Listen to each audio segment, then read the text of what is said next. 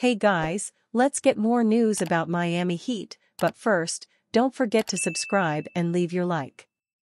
Chet Holmgren creates rivalry with Miami Heat. I like Miami, because it's just empty at Kaseya Center.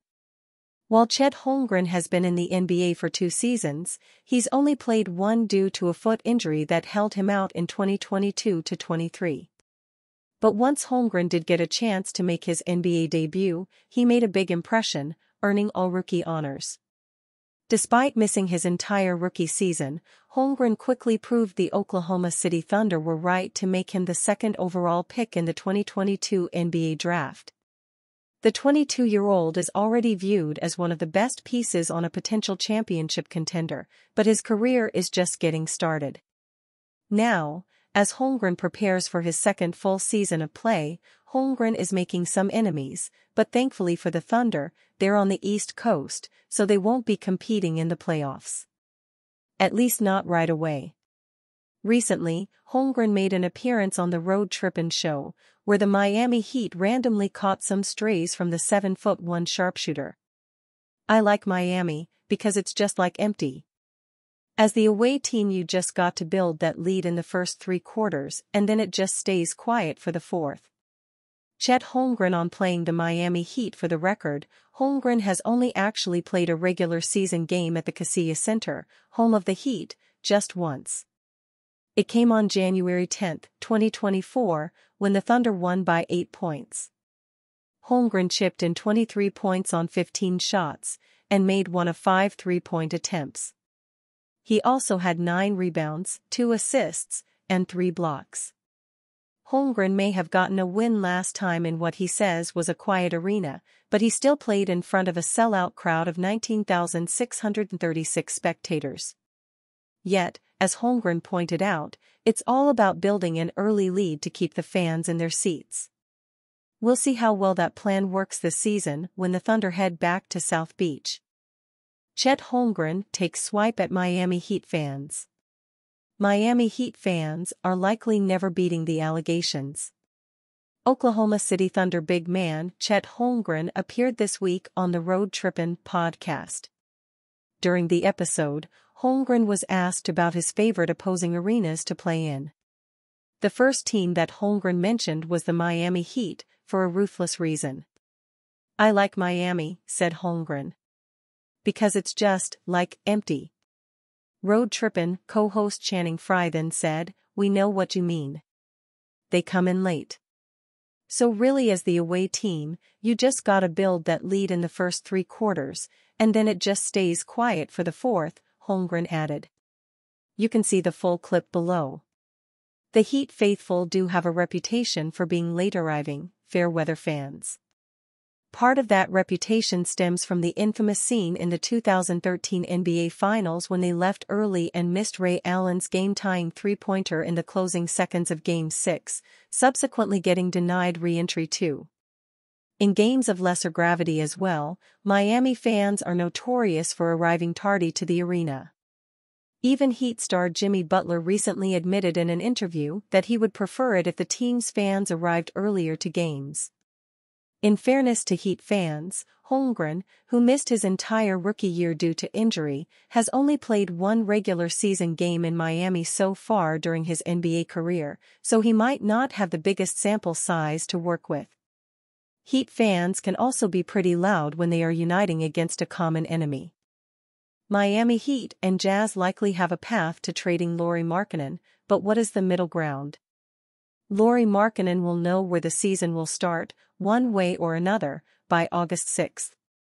On that date, he becomes eligible to renegotiate and extend his contract with the Utah Jazz for a substantial raise, and the timing gives him a bit of control over the proceedings. If he does indeed renew his contract this offseason, he would not be eligible to be traded for 6 months. 6 months after August 6 is February 6, which is the exact date of the 2024 trade deadline. If Markkanen wants to stay with the Jazz for at least another year, all he has to do is wait an extra day, until August 7 to renew his contract in Utah. As an impending free agent, the Jazz are more or less resigned to offering Markkanen whatever terms he dictates. he is too valuable to risk losing for nothing. If he wants to play elsewhere, he can refuse to renew. Of course, doing so would mean leaving a lot of money on the table. While Markkanen can re-sign with other teams, he can only renegotiate and extend with a team with salary cap space to increase his 2024-25 salary. That the Jazz are the only team that can take him at market price this summer. If his goal is to get paid, he signs when he can and resolves to resolve the fate later. If Utah isn't interested in paying him, well, they better find a trade before August 6th, because if that date comes and goes without a deal, the Jazz will lose a substantial amount of leverage in trade talks. All of this is to say that we have something of a flexible deadline for this offseason's biggest trade target to be moved. In a few weeks, we'll know where Markkanen is playing.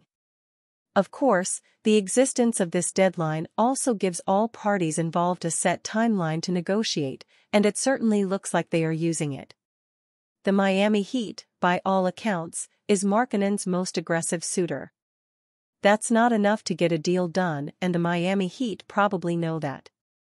But the Jazz are reportedly asking for all of that, plus Jonathan Kuminga and Brandon Podziemski. That's obviously too much, and the Jazz probably know it too. Both sides have justifiable positions here. Golden State could credibly argue that there's no point in trading for Markkanen if they can't keep Podziemski and Kuminga. The goal of making such a move would be to compete for a fifth championship while 36-year-old Stephen Curry still can. This could take another 3 years. Can be one. It may even be none. Even with Markkanen, they would be far from the Western Conference favorites. It's entirely reasonable for them to believe they can't afford to give away good players. Their path to contending with Markkanen is cleaner if he just costs them an equivalent salary, which is conveniently minimal at Markkanen's low $18 million, and an abundance of draft capital that isn't helping them win right now. The Jazz, frankly, wouldn't care much if the Miami Heat won now. The point of trading future picks belonging to a team built around a 36-year-old is to benefit when they start to lose later. This is the only reason they want Podziemski and Kuminga. Yes, they are good players who can help the Jazz in the future. But they are also good young players who can help the Miami Heat win in the future when the Miami Heat is sending draft picks to Utah.